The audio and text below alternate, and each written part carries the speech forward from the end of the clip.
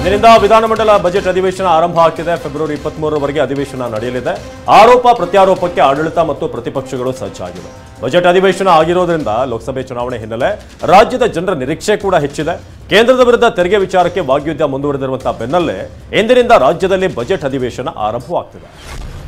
ಇಂದು ಬೆಳಗ್ಗೆ 11 ಗಂಟೆಯಿಂದ ಬಜೆಟ್ ಅಧಿವೇಶನ ಆರಂಭವಾಗಲಿದೆ. ರಾಜ್ಯಪಾಲ ತಾವರ್ ಚಂದ್ ಗೆಹ್ಲೋಟ್ ವಿಧಾನಮಂಡಲದ ಜಂಟಿ ಅಧಿವೇಶನ ಉದ್ದೇಶಿಸಿ ಭಾಷಣ ಮಾಡಲಿದ್ದಾರೆ. ಹೊಸ ಸರ್ಕಾರ ಬಂದಾಗಿನಿಂದ ಇಲ್ಲಿಯವರೆಗೆ ಆಗಿರುವಂತಹ ಪ್ರಗತಿ, ಗ್ಯಾರಂಟಿ ಅನುಷ್ಠಾನ ಹಾಗೂ ಮುನ್ನೋಟವನ್ನ ನೀಡಲಿದ್ದಾರೆ. ನಾಳೆಯಿಂದ ರಾಜ್ಯಪಾಲರ ಭಾಷಣದ ಮೇಲಿನ ಚರ್ಚೆ ಆರಂಭವಾಗಲಿದೆ. ಭಾಷಣದ ಚೌಕಟ್ಟು ಹೊರತಾಗಿ ಹಲವು ವಿಷಯಗಳು ಪ್ರಸ್ತಾಪ ಆಗುವ ಸಾಧ್ಯತೆ ಇದೆ. ಆಡಳಿತ ವಿಪಕ್ಷಗಳ ಆರೋಪ ಪ್ರತ್ಯಾರೋಪಕ್ಕೆ ಸದನ ಸಾಕ್ಷಿಯಾಗಲಿದೆ. ಸರ್ಕಾರವನ್ನ ಇಕ್ಕಟ್ಟಿಗೆ ಸಿಲುಕಿಸಲು 10 ವಿಷಯ ಇಟ್ಕೊಂಡು ಪ್ರತಿಪಕ್ಷಗಳು ಮುಗಿಬೀಳೋದಕ್ಕೆ ಸಜ್ಜಾಗಿವೆ.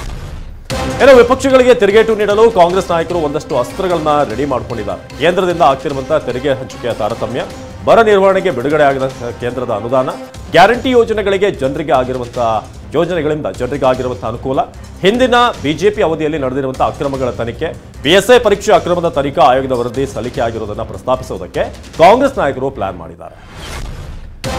ಶಾಶ್ವತ ಹಿಂದುಳಿದ ವರ್ಗಗಳ ಆಯೋಗ ಈ ಹಿಂದಿನ ಅಧ್ಯಕ್ಷರ ಅವಧಿಯಲ್ಲಿ ಸಂಗ್ರಹಿಸಿದ್ದ ಅಂಕಿಅಂಶಗಳನ್ನು ಆಧಾರವಾಗಿಟ್ಟುಕೊಂಡು ಜಾತಿ ಗಣತಿ ವರದಿ ಸಿದ್ಧಪಡಿಸಿಕೊಂಡಿದೆ.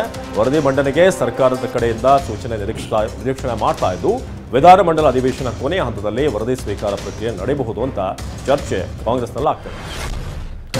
ಇನ್ನು ವಾಣಿಜ್ಯ ಮಳಿಗೆಯ ನಾಮಫಲಕದಲ್ಲಿ ಕನ್ನಡ ಭಾಷೆಗೆ ಪ್ರಾತಿನಿಧ್ಯ ನೀಡೋದು, ಸಹಕಾರ ಸಂಘಗಳ ಆಡಳಿತ ಮಂಡಳಿಯಲ್ಲಿ ಮೀಸಲಾತಿ ಕಲ್ಪಿಸುವುದು, ಮುಖ್ಯಮಂತ್ರಿ ರಾಜಕೀಯ ಸಲಹೆಗಾರ ರಕ್ಷಣೆಗೆ ಕಾನೂನು ಬಲ ಕಲ್ಪಿಸುವುದು, ಅಸಂಘಟಿತ ಕಾರ್ಮಿಕರ ಕಲ್ಯಾಣ ಪ್ರತ್ಯೇಕ ವ್ಯವಸ್ಥೆ, ಕೈಗಾರಿಕೆ ಹಾಗೂ ವಾಣಿಜ್ಯ ಬಳಕೆ ನೀರಿನ ಕರ ಹೆಚ್ಚಿಸುವುದು ಸೇರಿ ಮಹತ್ವದ ವಿಧೇಯಕಗಳು ಅಧಿವೇಶನದಲ್ಲಿ ಈ ಬಾರಿ ಪಾಸ್ ಆಗುತ್ತೆ. ಲೋಕಸಭೆ ಚುನಾವಣೆಗೆ ಸಿಎಂ ಸಿದ್ದರಾಮಯ್ಯ ಅವರು ಮೈಸೂರಿನಿಂದಲೇ ಅಮಿತ್ ಶಾ ರಣಕಹಳೆಯನ್ನ ಮೊಳಗಿಸಿದ್ದಾರೆ. ನಿನ್ನೆ ಮೈಸೂರಿನ ರ್ಯಾಡಿಸನ್ ಬ್ಲೂ ಹೋಟೆಲ್ನಲ್ಲಿ ಅಮಿತ್ ಶಾ ಮೈಸೂರು, ಚಾಮರಾಜನಗರ, ಮಂಡ್ಯ, ಹಾಸನ ಈ 4 ಕ್ಷೇತ್ರಗಳ ನಾಯಕರ ಮುಖಂಡರ ಜೊತೆಗೆ ಮಾತುಕತೆಯನ್ನ ಮಾಡಿದರು. ಪ್ರಹ್ಲಾದ್ ಜೋಶಿ, ವಿಜಯೇಂದ್ರ, ಆರ್ ಅಶೋಕ್ ಸೇರಿ ಅನೇಕ ಬಿಜೆಪಿ ನಾಯಕರು ಕೂಡ ಇದರಲ್ಲಿ ಭಾಗಿಯಾಗಿದ್ದರು. ಇನ್ನು ಕೇಂದ್ರ ಸಚಿವ ಅಮಿತ್ ಶಾ ರಾಜ್ಯ ಬಿಜೆಪಿ ನಾಯಕರ ಅಭಿಪ್ರಾಯ ಸಂಗ್ರಹಿಸಿ ರೂಟ್ ಮ್ಯಾಪ್ ರೂಪಿಸುವಂತೆ ಸಲಹೆ ಸೂಚನೆಗಳನ್ನು ನೀಡಿದ್ದಾರೆ. ಲೋಕಸಭೆಯಲ್ಲಿ ಬಿಜೆಪಿ 26 ಸೀಟ್ಗಳನ್ನು ಗೆದ್ದಿದ್ದು, ಸುಮಲತಾ ಅವರು ಬಿಜೆಪಿಗೆ ಬೆಂಬಲ ನೀಡಿದ್ದಾರೆ. ಇನ್ನೊಂದು ಸೀಟ್ ಗೆದ್ದರೆ ಸಂಪೂರ್ಣವಾಗಿ ಗೆಲುವು ಸಾಧಿಸಿದಂತೆ ಆಗತ್ತೆ ಅಂತ ಅಮಿತ್ ಶಾ ಸಭೆಯಲ್ಲಿ ತಮ್ಮ ಅಭಿಪ್ರಾಯವನ್ನು ವ್ಯಕ್ತಪಡಿಸಿದ್ದಾರೆ. ಇನ್ನು ಅಮಿತ್ ಶಾ ಸಭೆಯ ಹೈಲೈಟ್ ಅಂದ್ರೆ ಕೆಲವರು ಜೆಡಿಎಸ್ ಜೊತೆ ಮೈತ್ರಿ ಬಗ್ಗೆ ಅಪಸ್ವರ ಎತ್ತಾ ಇದ್ದಾರೆ. ಅಂತವರಿಗೆ ಅಮಿತ್ ಶಾ ವಾರ್ನಿಂಗ್ ಅನ್ನ ಕೊಟ್ಟಿದ್ದು, ಬಿಜೆಪಿ ಜೆಡಿಎಸ್ ಮೈತ್ರಿ ಬಗ್ಗೆ ಯಾರೂ ಕೂಡ ಅಪಸ್ವರ ಎತ್ತಬಾರದು ಅಂತ ಖಡಕ್ ಆಗಿ ಹೇಳಿದ್ದಾರೆ. ಉದಾಹರಣೆ ಸಮೇತ ಇದೆಲ್ಲವನ್ನು ಕೂಡ ವಿವರಿಸಿದ್ದಾರೆ ಅಂತ ಗೊತ್ತಾಗ್ತಾ ಇದೆ. ಈ ಹಿಂದೆ ಕಾಂಗ್ರೆಸ್ ಜೆಡಿಎಸ್ ಈ ಬಗ್ಗೆ ಅಪಸ್ವರದ ಮಾತಿನಲ್ಲೇ ಸೋಲಾಗಿದೆ. ಅವರು ಆಡಿದ ತಪ್ಪನ್ನೇ, ಇನ್ಫ್ಯಾಕ್ಟ್ ಅವರು ಮಾಡಿದ ತಪ್ಪನ್ನೇ ನಾವು ಕೂಡ ಮಾಡಬಾರದು ಅಂತ ಅಮಿತ್ ಶಾ ಸೂಚನೆ ಕೊಟ್ಟಿದ್ದಾರೆ. ಇನ್ನು ಫೆಬ್ರವರಿ 20-21ರಂದು ಲೋಕಸಭೆ ಚುನಾವಣೆ ಸಂಬಂಧ ಅಭ್ಯರ್ಥಿಗಳ ಆಯ್ಕೆ ಮತ್ತು ಮೈತ್ರಿ ವಿಚಾರವಾಗಿ ಸಭೆ ನಡೆಸಲು ತೀರ್ಮಾನಿಸಲಾಗಿದೆ. ಈ ಸಂಬಂಧ ಬೆಂಗಳೂರಿನ ಬಿಜೆಪಿ ಕಚೇರಿಯಲ್ಲಿ ಸಭೆ ನಡೆಯಿತು.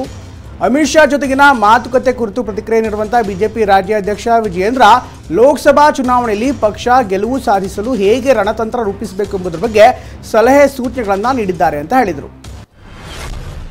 ಅಮಿತ್ ಶಾ ಅವರ ಸಭೆ ಕುರಿತಂತೆ ಮಾತನಾಡಿದ ಬಿಜೆಪಿ ಮಾಜಿ ಶಾಸಕ ಸಿಟಿ ರವಿ, 28 ಲೋಕಸಭೆ ಕ್ಷೇತ್ರಗಳನ್ನ ಗೆಲ್ಲುವ ಕಡೆಗೆ ಸಭೆಯಲ್ಲಿ ಚರ್ಚೆ ಮಾಡಲಾಗಿದೆ. ಕಾಂಗ್ರೆಸ್ ಗ್ಯಾರಂಟಿಗಳ ಬಗ್ಗೆ ಸಭೆಯಲ್ಲಿ ವಿಸ್ತೃತವಾಗಿ ಚರ್ಚೆಯಾಗಿದೆ. ಸಿಎಂ ಸಿದ್ದರಾಮಯ್ಯನವರು ದೆಹಲಿಯಲ್ಲಿ ಪ್ರತಿಭಟನೆ ಮಾಡಿದ್ದು ದುರುದ್ದೇಶಪೂರ್ವಕ ಎಂದು ವಾಗ್ದಾಳಿ ನಡೆಸಿದರು.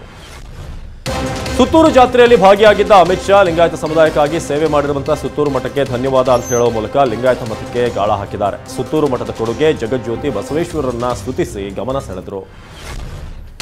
ಅಮಿತ್ ಶಾ ರಾಜ್ಯ ಭೇಟಿ ಕೈಗೊಂಡು ತೆರಳಿದಂತ ಬೆನ್ನಲ್ಲೇ ಶಾಸಕ ಬಸವನಗೌಡ ಪಾಟೀಲ್ ಯತ್ನಾಳ್ ವಿಜೇಂದ್ರ ವಿರುದ್ಧ ಮತ್ತೆ ಹರಿಹಾಯ್ದಿದ್ದಾರೆ. ಹಾವೇರಿ ಜಿಲ್ಲೆ ರಾಣೆಬೆನ್ನೂರಿನಲ್ಲಿ ಮಾತನಾಡಿದ ಯತ್ನಾಳ್, ವಿಜೇಂದ್ರ ನೇತೃತ್ವದಲ್ಲಿ ಇಲ್ಲಿ ಚುನಾವಣೆಗೆ ಹೋಗ್ತಿಲ್ಲ, ನರೇಂದ್ರ ಮೋದಿ ನೇತೃತ್ವದಲ್ಲಿ ಚುನಾವಣೆಗೆ ಹೋಗ್ತಿದ್ದೀವಿ ಅಂತ ಹೇಳಿದರು. ಅಪ್ಪ ಮಕ್ಕಳ ಜೊತೆಗೆ ನಾನು ರಾಜಿ ಆಗ್ಬೇಕಾ? ನನಗೆ ಯಾವುದೇ ರಾಜಿಯ ಅವಶ್ಯಕತೆ ಇಲ್ಲ ಅಂತ ಯತ್ನಾಳ್ ಹೇಳಿದರು. BY ವಿಜೇಂದ್ರನಿಂದ ನನಗೇನೂ ಆಗ್ಬೇಕಾಗಿಲ್ಲ ಅಂತ ಪ್ರತಿಕ್ರಿಯೆ ನೀಡಿದರು. ರಾಜ್ಯಸಭೆ ಚುನಾವಣೆಗೆ ಬಿಜೆಪಿ ಅಭ್ಯರ್ಥಿಗಳ ಪಟ್ಟಿ ಪ್ರಕಟವಾಗಿದೆ. ರಾಜ್ಯದಿಂದ ನಾರಾಯಣ್ ಸಾ ಕೃಷ್ಣ ಸಾ ಭಾಂಡಗೆಗೆ ಟಿಕೆಟ್ ನೀಡಲಾಗಿದೆ. ಬಾಗಲಕೋಟೆಯ ನಾರಾಯಣ್ ಸಾ ಭಾಂಡಗೆ RSS ಕಾರ್ಯಕರ್ತರಾಗಿದ್ದಾರೆ.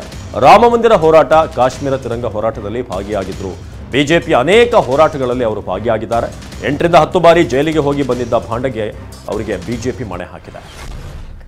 ನನಗೆ ರಾಜ್ಯಸಭೆ ಟಿಕೆಟ್ ನೀಡಿದ್ದಕ್ಕೆ ಸಂತಸವಾಗಿದೆ. ಸಾಮಾನ್ಯ ಕಾರ್ಯಕರ್ತನನ್ನು ಗುರುತಿಸಿ ಟಿಕೆಟ್ ಕೊಟ್ಟಿದ್ದಾರೆ ಅಂತ ಬಾಗಲಕೋಟೆಯಲ್ಲಿ TV9ಗೆ ನಾರಾಯಣ್ ಸಾ ಭಾಂಡಗೆ ಹೇಳಿದ್ದಾರೆ. ಇಂತಹ ಕಾರ್ಯ ಕೇವಲ ಬಿಜೆಪಿಯಲ್ಲಿ ಮಾತ್ರ ಸಾಧ್ಯ. ಅಯೋಧ್ಯೆ ರಾಮಮಂದಿರ ಹೋರಾಟದಲ್ಲಿ ಜೈಲು ಸೇರಿದ್ದೆ. ಅಯೋಧ್ಯೆಯಲ್ಲಿ ವಿವಾದಿತ ಕಟ್ಟಡ ಬೀಳುವುದನ್ನು ಕಣ್ಣಾರೆ ಕಂಡೆ. ಅಯೋಧ್ಯೆಯಲ್ಲಿ ಬಾಲರಾಮನ ಪ್ರಾಣ ಪ್ರತಿಷ್ಠಾಪನೆಯನ್ನು ಕೂಡ ನೋಡಿದೆ ಅಂತ ಹೇಳಿದರು. ಇಂದು ರಾಜ್ಯಸಭಾ ಚುನಾವಣೆಗೆ ಬಿಜೆಪಿ ಅಭ್ಯರ್ಥಿಗಳ ಪಟ್ಟಿ ಪ್ರಕಟ ಮಾಡಿದ್ದು ಮಾಜಿ ಸಚಿವ ಸೋಮಣ್ಣಗೆ ರಾಜ್ಯಸಭಾ ಟಿಕೆಟ್ ಕೈತಪ್ಪಿದೆ. ವಿ ಸೋಮಣ್ಣ ಅವರು ಟಿಕೆಟ್ ಆಕಾಂಕ್ಷಿಯಾಗಿದ್ದರು. ಅವರ ಬದಲು ನಾರಾಯಣ್ ಬಾಂಡ್ಗೆಗೆ ಟಿಕೆಟ್ ಅನ್ನು ನೀಡಲಾಗಿದೆ.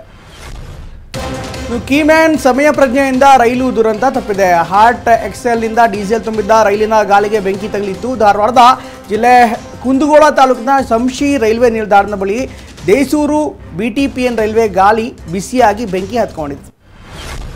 ಇನ್ನು ಬಳ್ಳಾರಿ ಶಾಸಕ ಭರತ್ ರೆಡ್ಡಿ ಮನೆ ಮೇಲೆ ಇಡಿ ದಾಳಿ ನಡೆಸಿ ಇಂಚಿಂಚು ತಲಾಶ್ ನಡೆಸಲಾಗಿದೆ. ಬ್ಯಾಗ್ಗಳ ದಾಖಲೆ ಕೊಂಡೊಯ್ದು ಇಡಿ ಅಧಿಕಾರಿಗಳು ಭರತ್ ರೆಡ್ಡಿಗೆ ಶಾಕ್ ನೀಡಿದ್ದಾರೆ. ಲ್ಯಾಪ್ಟಾಪ್, ಹಾರ್ಡ್ ಡಿಸ್ಕ್ ಕೂಡ ವಶಕ್ಕೆ ಪಡೆಯಲಾಗಿದೆ. ಒಟ್ಟು 2 ವಾಹನದಲ್ಲಿ ದಾಖಲೆ ತೆಗೆದುಕೊಂಡು ಹೋಗಿದ್ದು ಕೆಲ ಜಾರಿ ನಿರ್ದೇಶನಾಲಯದ ಅಧಿಕಾರಿಗಳಿಂದ ತನಿಖೆ ಮುಂದುವರೆದಿದೆ. ರಾಜ್ಯದಲ್ಲಿ ಭ್ರೂಣಲಿಂಗ ಪತ್ತೆ ಮತ್ತು ಹತ್ಯೆ ದಂಧೆ ಪ್ರಕರಣ ದೊಡ್ಡ ಸದ್ದು ಮಾಡಿತ್ತು. ಈಗ CID ತನಿಖೆ ಬಹುತೇಕ ಮುಕ್ತಾಯ ಹಂತಕ್ಕೆ ತಲುಪಿದ್ದು ಇನ್ನೊಂದು ವಾರದಲ್ಲಿ ಆರೋಗ್ಯ ಇಲಾಖೆ CIDಗೆ ವರದಿಯನ್ನು ಸಲ್ಲಿಸುತ್ತೆ. ಅಂಡರ್-19 ವಿಶ್ವಕಪ್ ಫೈನಲ್ನಲ್ಲಿ ಭಾರತ ತಂಡ ಸೋಲಿನ ಆಘಾತ ಎದುರಿಸಿದೆ. ದಕ್ಷಿಣ ಆಫ್ರಿಕಾದ ಬೆನೋನಿಯಾ ವಿಲ್ಮೋರ್ ಪಾರ್ಕ್ನಲ್ಲಿ ನಡೆದಂತಹ ಪಂದ್ಯದಲ್ಲಿ ಭಾರತ ವರ್ಸಸ್ ಆಸ್ಟ್ರೇಲಿಯಾ ನಡುವಿನ ಫೈನಲ್ ಪಂದ್ಯ ನಡೆಯಿತು. ಆಸೀಸ್ ತಂಡ ಮೊದಲು ಬ್ಯಾಟಿಂಗ್ ಮಾಡಿ 50 ಓವರ್ನಲ್ಲಿ 7 ವಿಕೆಟ್ ನಷ್ಟಕ್ಕೆ 253 ರನ್ ಕಲೆ ಹಾಕಿತು. 254 ರನ್ಗಳ ಗುರಿಯನ್ನು ಚೇಸ್ ಮಾಡಿದಂತಹ ಟೀಮ್ ಇಂಡಿಯಾ 43.5 ಓವರ್ಗಳಲ್ಲಿ 174 ರನ್ ಗಳಿಸಿ ಆಲ್ಔಟ್ ಆಯಿತು. ಇಂಗ್ಲೆಂಡ್ ವರ್ಸಸ್ ಭಾರತ ನಡುವಿನ ಟೆಸ್ಟ್ ಸರಣಿಯಿಂದ ವಿರಾಟ್ ಕೊಹ್ಲಿ ದೂರ ಉಳಿಯುವ ನಿರ್ಧಾರಕ್ಕೆ ಒಂದು ಕಾರಣ ಕೊಟ್ಟಿದ್ದಾರೆ. ಹೀಗಾಗಿ ಕೊಹ್ಲಿ ನಿರ್ಧಾರವನ್ನು ನಾವು ಗೌರವಿಸುತ್ತೇವೆ. BCCI ಕೊಹ್ಲಿ ನಿರ್ಧಾರಕ್ಕೆ ಗೌರವ ಕೊಡುತ್ತದೆ ಎಂದು BCCI ಕಾರ್ಯದರ್ಶಿ ಜೈ ಶಾ ಹೇಳಿದ್ದಾರೆ. ಟೀಮ್ ಇಂಡಿಯಾದ ಮಾಜಿ ಕ್ಯಾಪ್ಟನ್ ಧೋನಿ ಫುಲ್ ಜಾಲಿ ಮೂಡ್ನಲ್ಲಿದ್ದಾರೆ. ಪತ್ನಿ ಸಾಕ್ಷಿ ಹಾಗೂ ಸ್ನೇಹಿತರ ಜೊತೆಗೆ ಪ್ರವಾಸ ಕೈಗೊಂಡ ಧೋನಿ ಫೋಟೋ ಹಂಚಿಕೊಂಡಿದ್ದಾರೆ. ದಕ್ಷಿಣ ಆಫ್ರಿಕಾ ಕ್ರಿಕೆಟ್ ತಂಡದ ನಾಯಕ ಬೌಮಾ ಪಬ್ಬೊಂದರಲ್ಲಿ ಕಾಣಿಸಿಕೊಂಡಿದ್ದಾರೆ. ತಾವೇ DJ ಆಗಿ ಮ್ಯೂಸಿಕ್ ಪ್ಲೇ ಮಾಡಿ ಗಮನ ಸೆಳೆದಿದ್ದಾರೆ.